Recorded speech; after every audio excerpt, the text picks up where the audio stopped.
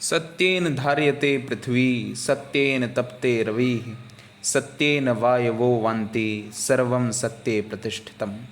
इस श्लोक का भावार्थ है कि सत्य से ही पृथ्वी का धारण होता है, सत्य से सूर्य तपता है, सत्य से पवन चलता है और इस समूची सृष्टि में हर चीज़ सत्य पर आधारित है। पर हमें एक बात को भली भांति समझना चाहिए कि हमारे वर्तमान समाज में दरअसल इस सत्य का आधार क्या है, इस सत्य की व्युत्पत्ति कहाँ से हो रही है।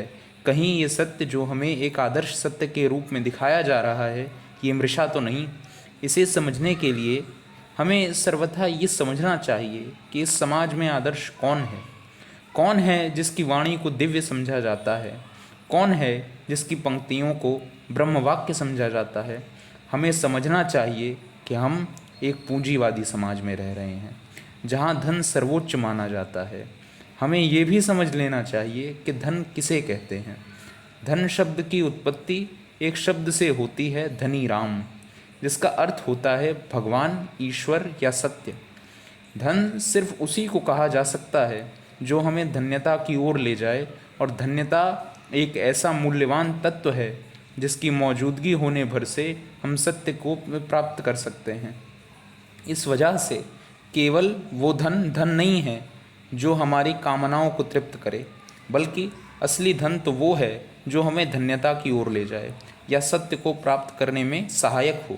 इसलिए ही आदि शंकराचार्य ने भी कहा था कि ज्ञान ही मोक्ष प्राप्ति का सर्वोत्तम मार्ग है।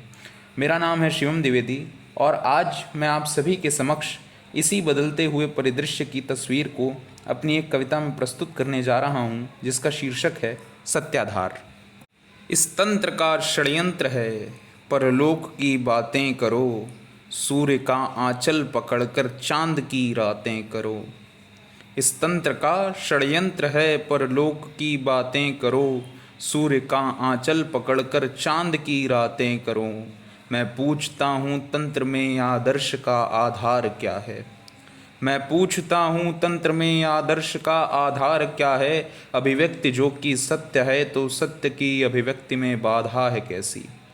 एक संरचना है सभी की और भीतर से सभी हैं एक जैसे, पर न जाने जनता सारी वस्त्र क्यों धारण किए है।